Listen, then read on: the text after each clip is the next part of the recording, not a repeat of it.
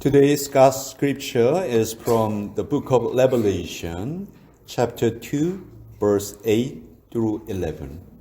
오늘 하나님께서 우리에게 주신 말씀, 성경 마지막 책 요한계시록 2장 8절로 11절까지의 말씀입니다. 우리 한 목소리로 하나님의 말씀을 같이 받들어 읽겠습니다. 시작. 서머나 교회의 사자에게 편지하라. 처음이며 마지막이요 죽었다가 살아나신 이가 이르시되 내가 네 환난과 궁핍을 알거니와 실상은 내가 부요한 자니라. 자칭 유대인이라 하는 자들의 비방도 알거니와 실상은 유대인이 아니요 사탄의 해당이라. 너는 장차 받을 고난을 두려워하지 말라. 볼지어다 마귀가 장차 너희 가운데에서 몇 사람을 옥에 던져 시험을 받게 하리니 너희가 10일 동안 환난을 받으리라. 내가 죽도록 충성하라. 그리하면 내가 생명의 관을 내게 주리라. 귀 있는 자는 성령이 교회들에게 하시는 말씀을 들을지어다. 이기는 자는 둘째 사망의 해를 받지 아니하리라. 하나님의 말씀입니다. 아멘. 기도하겠습니다. 아버지, 2019년 대강절 첫 주일에 생명의 말씀을 마주하는 시간입니다. 말씀의 영이신 성령께서 친히 우리의 마음속에 간섭하여 주시고 운행하여 주셔서 우리 모두에게 꼭 필요한 말씀만이 잘 전달되도록 도와주시옵소서. 예수님의 이름으로 기도합니다. 아멘. 커피잔을 손에 들고 걸으면 왜 커피가 쏟아질까? 여러분 정말 말도 안 되는 질문 같죠? 그거야 커피잔이 흔들리니까 쏟아지겠죠. 그런데 미국에 유학 중인 한 한국 학생이 이것을 연구해서 상을 받았습니다. 이 학생의 연구 결과에 의하면 컵의 윗부분을 이렇게 붙잡고 걸으면 잘 안 쏟아진대요. 이 학생이 받은 상의 이름이 이그 노벨상입니다. 이 상은 누구에게 주어지냐 하면 반복할 수 없거나 혹은 반복해서는 안 되는 업적 거기에 수여되는 상인데요. 매년 진짜 노벨상 수상자가 발표되기 전에 하버드 대학의 그 샌더스 극장이라는 곳에서 시상식을 가집니다. 이렇게 패러디된 상이 만들어질 정도로 상 중에서 제일 유명한 상은 노벨상입니다. 여러분도 노벨상 이야기는 많이 들어보셨을 거예요. 그렇죠? 원래 노벨의 아버지는요, 액체로 된 폭약을 만들던 사람이었어요. 근데 이 액체로 만든 폭약은 너무 불안정해요. 조금만 흔들려도 막 폭파가 되고, 노벨의 동생도요, 어린 시절에 목숨을 잃는데 이 액체 폭약이 폭발해서 죽은 거예요. 그래서 이 노벨은 어떻게든지 좀 안전한 폭약을 만들어야 되겠다. 그런 생각을 하고 있었는데 어느 날 흙 속에 이 액체 폭약이 빨려 들어가서 그 흙이 단단하게 굳어지는 현상을 발견을 한 거예요. 아, 이것이 바로 내가 찾던 폭약이구나. 그래서 노벨은 계속 연구를 계속해서 망치로 두드려도 터지지 않는 그런 폭탄을, 안전한 폭약을 발명을 합니다. 이 폭약은 반드시 심지가 있어야지만, 심지에 불을 붙여야지만 폭발이 되는 그런 폭약이었어요. 그리고 이 폭약의 이름을 노벨은 다이너마이트다 이렇게 이름을 붙인 겁니다. 이때가 1867년이었어요. 근데 이 무렵에 거대한 공사들이 많이 진행이 됩니다. 수에즈 운하가 건설이 되고 알프스 산맥에 막 터널을 뚫고 그래서 노벨이 이 다이너마이트로 엄청난 불을 쌓게 됩니다. 그리고 이 폭약이 이제 군사용으로도 이용이 돼요. 그런데 이 노벨의 형이 죽었는데요. 프랑스의 한 신문에서 실수로 노벨의 형이 죽었는데 노벨이 죽은 줄 알고 그 부고 기사가 났어요. 근데 부고 기사의 제목이 죽음의 상인이 죽다. 제목이 이거였어요. 죽음의 상인이 죽다. 노벨이 이 기사를 읽고 큰 충격을 받습니다. 사람들이 나를 죽음의 상인이라고 부르는구나. 그래서 이것 때문에 노벨은 노벨상을 만들게 됩니다. 지금도 이 노벨상은 인류를 위해서 큰 공헌을 한 사람에게 주어지는 가장 권위 있는 상으로 인정되고 있죠. 성경에서도 하나님께서는 여러 번 우리 성도들에게 상을 주신다 약속하셨어요. 착하고 충성된 종에게 성경은 반드시 상을 주신다 이렇게 약속하고 있는데요. 오늘 우리가 읽은 본문 말씀에서도 네가 죽도록 충성하라. 그리하면 내가 생명의 관을 내게 주겠다. 예수님께서 이렇게 약속하고 계시죠. 여러분 이 상은요. 노벨상과 비교가 안 되는 상. 감히 노벨상과 비교가 안 될 정도로 정말 너무도 크고 너무도 영광스러운 상이다. 저나 여러분이 모두 다 이 상을 받으시길 축원드립니다. 그런데요. 구원을 얻는 것은 전적인 은혜이지만 상을 얻는 것은 늘 우리의 행함과 관련이 있어요. 우리의 행동과 관련이 있습니다. 자, 오늘 우리가 읽은 이 말씀을 비롯해서 요한계시록에는 소아시아의 7교회에 주신 예수님의 메시지가 적혀 있는데요. 오늘 이 말씀은 특별히 서머나 교회에 주셨던 말씀입니다. 서머나 교회는 예수님께서도 너희는 가난한 교회다라고 인정하실 정도로 정말 가난한 교회였어요. 그리고 많은 환난을 겪었던 교회입니다. 그 교회에 예수님께서는 내가 너희에게 생명의 관을 주겠다 이렇게 약속하시는 거예요. 이 서머나라는 도시는요, 당시에 유일하게 3층으로 된 그런 마켓이 있었던 곳이라고 합니다. 지금으로 말하면 3층으로 된 큰 몰이 있었을 정도로 번성했던 곳이에요. 그런데 이렇게 부유한 도시에 살고 있었던 서머나 교회의 성도들이 서머나 교회 성도들만 유독 가난했던 것입니다. 왜 그들이 가난했는가? 이유는 단 한 가지였는데 예수님을 믿는다는 그 한 가지 이유였어요. 당시 정말 많은 성도들이 예수님을 믿는다는 그 한 가지 이유로 핍박을 받았습니다. 여러분 우리가 살고 있는 지금 이 시대에는요. 사실 그런 노골적인 핍박은 행해지고 있지 않아요. 그러나 어떻게 보면 더 교묘하게 우리 성도들의 믿음을 흔들리게 하는, 유혹하는, 미혹시키는 그런 환경이 우리 옆에 있는 거예요. 우리도 자칫하면 우리 믿음을 잃어버리기가 쉽습니다.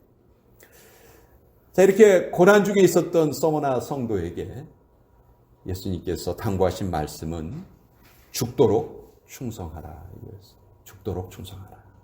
어떻게 충성하라고요? 다시 한번 어떻게 충성하라고요? 아침 다들 안 드시고 오셨나 봐요. 죽도록 충성하라. 자, 이 죽도록 충성하라 이 말씀에는요, 세 가지 뜻이 있어요. 먼저는 죽도록 충성해라 이 말은 모든 힘을 다해라. 모든 힘을 다해라. 우리가 자주 쓰는 말 중에서 젖 먹던 힘까지 다 한다. 그런 말이 있죠. 실제로 애기들이 그 젖을 먹을 때는요, 얼마나 열심히 먹는지 그 얼굴에서 그냥 땀이 줄줄 흐를 정도로 열심히 먹습니다. 정말 최선을 다하는 거죠. 두 번째는 말 그대로 실제로 죽을 때까지 충성해라 하는 그런 의미예요. 여러분 진정한 충성은요, 환경이 달라진다고 해서 변하지 않습니다.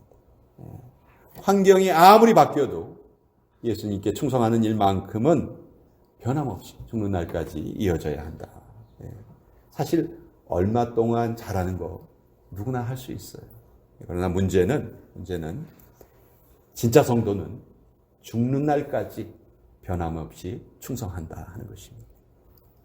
세 번째 의미는 죽도록 충성하라 이 말은 정말 진정한 충성은 때로는 생명까지도 드려야 할 정도로 충성을 해야 한다는 것이죠. 여러분, 이 생명은요, 다른 어느 것과도 비교될 수 없어요. 아무리 많은 재물, 재능, 시간, 이것을 드린다 해도 우리의 생명을 드리는 것과는 비교할 수가 없죠. 그래서 우리의 충성은 예수님께서 우리에게 주신 것이 생명을 주셨기 때문에 우리 역시 예수님께 드리는 충성은 우리의 생명을 드려야지만 걸맞는 충성이 된다. 그런 의미라고 말씀드릴 수 있습니다. 우리가 지금 대강절의 기간이 시작이 되었는데요. 우리 모두 우리가 주님께 어떤 마음을 가지고 있나? 내가 주님께 얼마만큼의 충성된 마음을 가지고 있나? 그걸 살펴보기가 가장 적합한 때다. 저는 그렇게 생각을 합니다. 무슨 생각을 하면서 이 대강절을 보내고 올해의 성탄절은 또 어떻게 우리가 맞이해야 하나? 해마다 반복되는 절기지만 과연 우리는 해마다 더 성숙하고 있는가? 해마다 더 깊어지고 있는가? 중국 사람 셋이 모이면 식당이 만들어지고 한국 사람 셋이 모이면 교회가 생긴다. 그런 말이 있습니다. 실제로 우리 한국 사람들이 가는 곳곳마다 교회가 세워졌어요.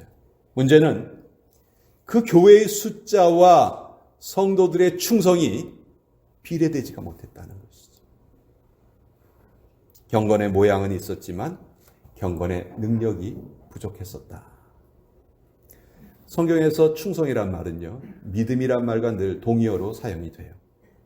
느헤미야서 9장 8절에 보면 하나님께서 아브라함과 약속을 맺으시는데 그 이유를 이렇게 말하고 있습니다. 그의 마음이 주 앞에서 충성됨을 보시고 그와 더불어 언약을 세우사. 아브라함과 약속을 맺으신 이유가 아브라함의 마음이 충성됨을 하나님이 보셨다는 거예요.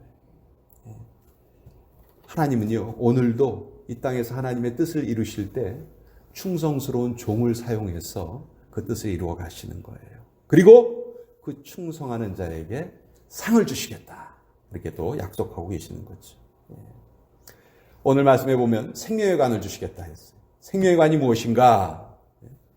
주님을 위해서 아무리 힘든 상황에서도 그 상황에 굴복하지 않고 그 고난을 끝끝내 이겨낸 사람들.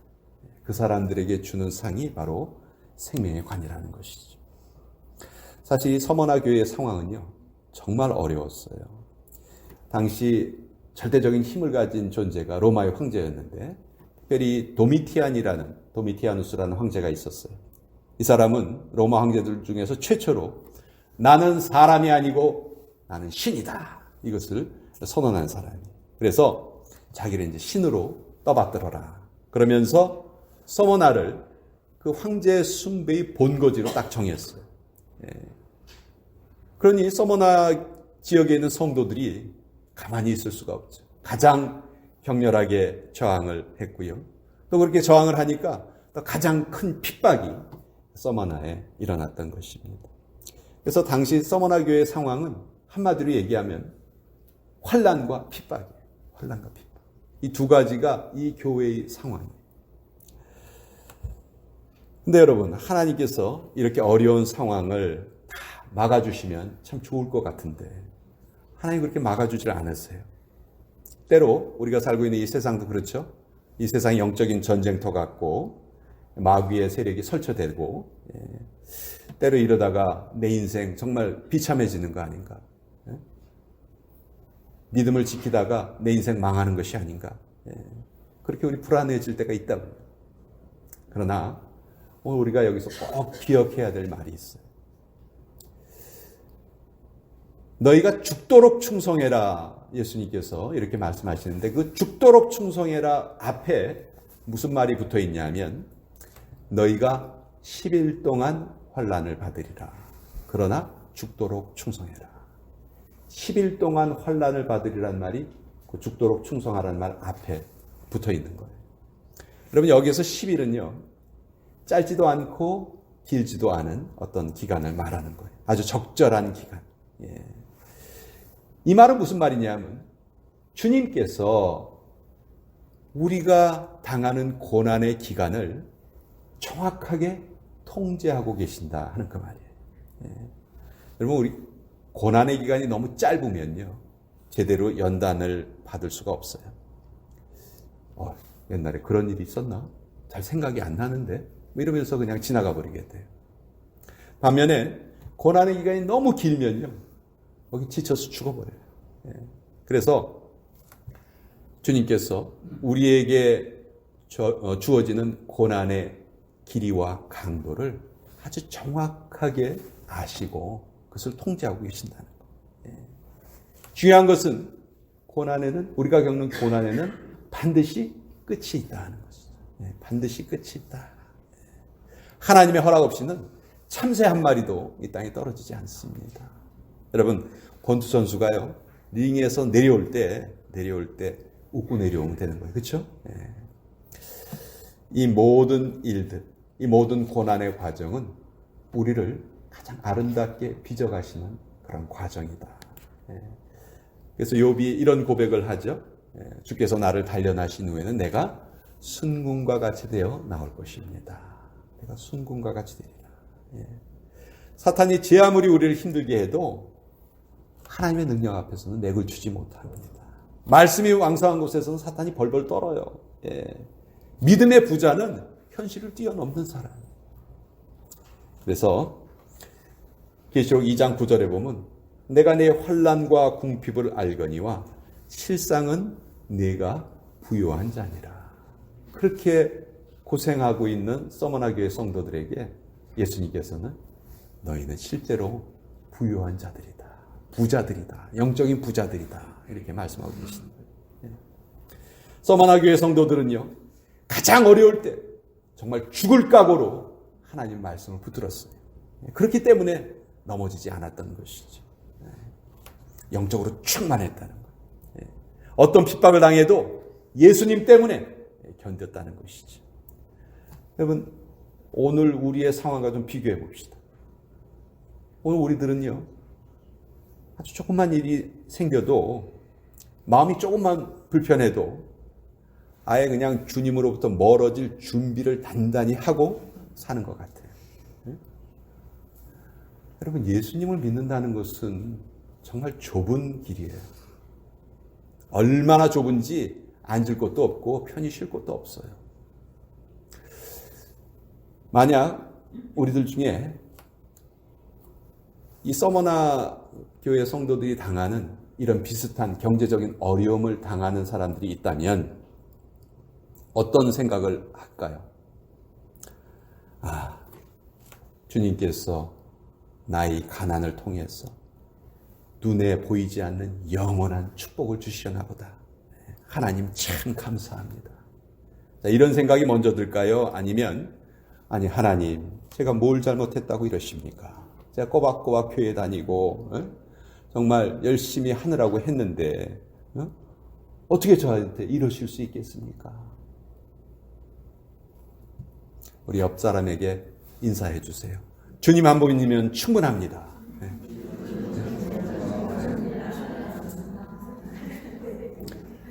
사실 우리가 사람의 평가는 별 신경 쓰지 않아도 돼요.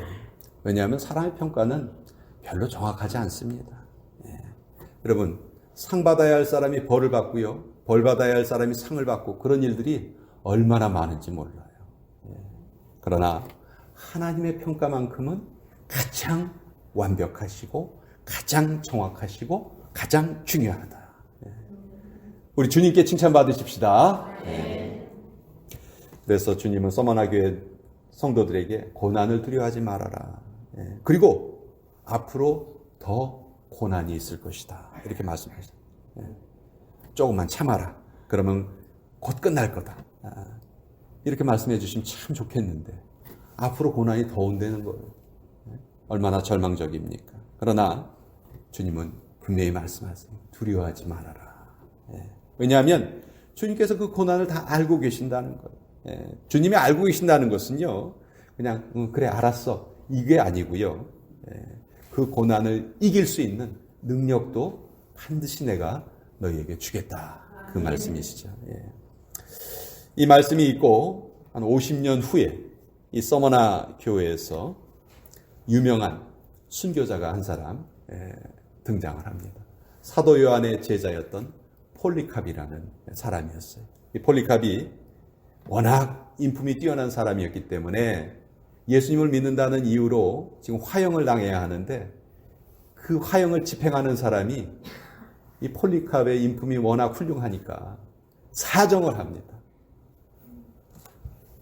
폴리캅이요, 제발 한 번만 예수님 모른다고 좀 해주시오. 그러면 제가 당장 풀어드리겠습니다. 당신과 같은 사람 나 죽게 만들기 싫습니다. 제발 한 번만 나 예수님 모른다 이렇게 말씀하시면 당장 살려드리겠습니다. 그때 폴리카비 이렇게 말합니다. 주님은 내가 사는 이 86년의 세월 동안 한 번도 나를 모르신다고 한 적이 없으신데 내가 어찌 주님을 모른다고 말할 수 있겠는가. 그러면서 웃으면서 화형을 당했습니다. 아마 저는 제가 생각하기에는 장차받을 고난을 두려워하지 말아라 하는 이 서머나 교회에 주신 이 말씀을 이 폴리캅이 계속 머릿속에 담고 있지 않았을까. 그래서 이런 정말 영광스러운 순교자의 상급을 받을 수 있지 않았을까. 저는 그렇게 생각을 합니다.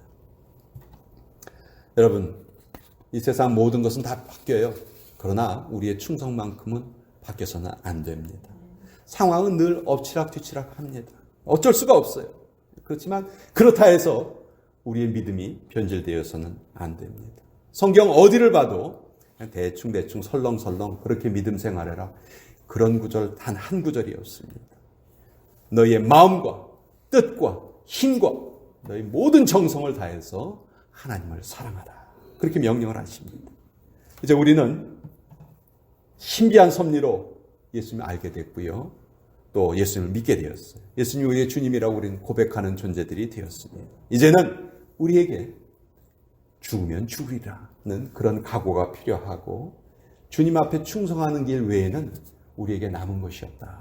우리가 그런 각오로 이제 남은 인생을 살아야 합니다. 이런 우리들에게 계시록 2장 11절에 이기는 자는 둘째 사망의 해를 받지 아니하리라. 이런 약속이 주어집니다. 이기는 자가 누굴까요? 환난과 궁핍 가운데에서도 끝까지 참고 주님께 충성한 자들. 그들이 바로 이기는 자들이죠. 이 사람들은 두 번째 사망을 그 해를 받지 않는다. 이렇게 약속을 해주세요. 여러분, 인간은요, 사실 3번 살아요. 3번. 첫 번째는 누구나 엄마 뱃속에서 10달을 살아요. 이 첫 번째 삶입니다. 이 10달 동안 엄마 뱃속에 있을 때는요, 엄마 뱃속이 너무 편해서 나오고 싶지 않아요. 그렇죠? 근데 또 때가 되면 나와야 돼요. 나와 보면 엄마 뱃속보다 훨씬 더 넓고 좋은 세상이 우리를 기다리고 있죠. 바로 우리가 살고 있는 지금 이 세상입니다. 이 두 번째 삶이 우리에게 정말 중요합니다. 우리가 살고 있는 이 삶이 두 번째 삶인데, 왜냐하면 이 두 번째 삶에서 충성한 자들에게는 세 번째 영원한 천국의 삶이 예비되어 있기 때문에 그래요. 사실 제일 복된 삶은 이 세 번째 삶이거든. 계시록 21장 4절에 보면 모든 눈물을 그 눈에서 닦아주시니 다시는 사망이 없고 애통하는 것이나 곡하는 것이나 아픈 것이 다시 있지 아니하리라. 너무너무 좋은 거. 이것이 이제 우리가 받을 생명의 관인 것이지. 사람이 몇 번 산다고요? 3번 살아요. 3번. 근데 몇 번 죽냐 하면요, 2번 죽어요. 2번. 한 번은 이 땅의 삶을 떠날 때 누구나 맞이하는 육체의 죽음이에요. 이건 뭐 성도나 불신자나 차별이 없습니다. 누구나 다 이 육체의 죽음을 맞이해요. 그런데 사람이 죽으면 그 다음에 뭔가가 우리를 기다리고 있습니다. 뭐가 우리를 기다리고 있나요? 히브리서 9장 27절. 한 번 죽는 것은 사람에게 정하신 것이요 그 후에는 심판이 있으리니. 사람이 죽은 후에는 반드시 심판이 기다리고 있는 거예요. 그런데 예수님을 신실하게 믿었던 사람들은 이 심판을 받지 않아요. 이 심판에서 면제가 돼요. 그런데 예수님을 믿지 않고 죽은 영혼들은 심판을 받죠. 심판의 결과 지옥의 형벌에 처해집니다. 이 두 번째 지옥의 형벌에 처해지는 것을 성경에서는 둘째 사망이다 이렇게 말하는 거예요. 그러니까요, 우리가 지금 이 세상에서 얼마나 잘 사는가 이거 사실 아무것도 중요한 것이 아니에요. 이 둘째 사망을 당하느냐 안 당하느냐 이것이 제일 중요한 거예요. 이 둘째 사망만큼은 우리가 받아서는 안 되겠다. 그러려면 죽도록 충성하는 길 외에는 없다. 영국의 리버풀에 한 미술관이 있는데요. 거기에서 한 병사가 보초를 서고 있는 그런 그림이 있어요. 이 그림은 이 병사는 이제 완전 군장을 하고 묻혀버린 폼페이의 한 로마 군인을 발굴을 했는데요. 거기에서 영감을 얻어서 그린 거예요. 여러분 베수비우스 화산이라는 그 큰 화산이 폭발을 했어요. AD 79년에 폼페이라는 도시가 그냥 다 멸망당하고 말았습니다. 나중에 그것을 발굴을 했는데 한 로마 군인이 발굴이 됐는데요. 이 로마 군인은 이상하게 다른 사람들은 다 도망치다가 죽었는데 이 로마 군인 이 사람만큼은 완전히 그 보초 서는 자세로 죽어 있는 것을 발굴을 한 거예요. 그래서 거기에 이제 영감을 받아서 이 그림을 그렸는데요. 그 다음 그림을 한번 보여주세요. 이 그림이 바로 그 그림이에요. 이 뒷부분에 보시면 그 용암이 막 떨어지고 있죠. 사람들이 막 도망가고 있습니다. 어쩔 줄 몰라 하고 있습니다. 근데 이 군인은 어떤 자세로 서 있죠? 완전히 움직이지 않고 자기의 자리를 끝까지 지키고 있죠. 이 그림의 제목이 죽기까지 충성이에요. 이 그림의 제목.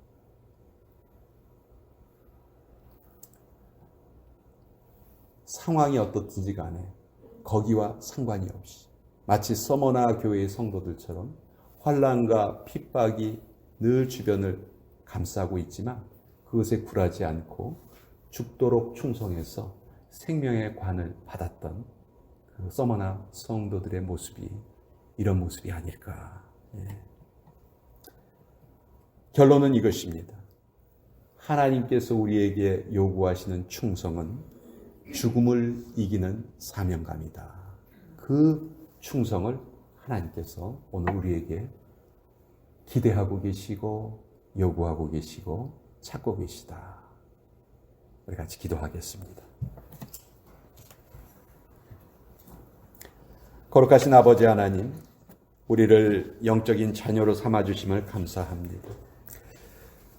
오늘도 온 세상을 통치하시고 우리 인생을 주장하시는 분이 우리 주님이심을 우리는 굳게 믿습니다. 비록 이 세상에서 어떤 어려움을 겪는다 할지라도 우리 모두가 다 믿음의 부자들 되게 하여 주시고 모든 위기, 사탄의 시험을 다 물리치게 하여 주시고 굳건한 믿음으로만 죽도록 충성하는 우리 모두들 되게 하여 주시옵소서. 예수님의 이름으로 기도합니다. 아멘. 우리 다 자리에서 일어나셔서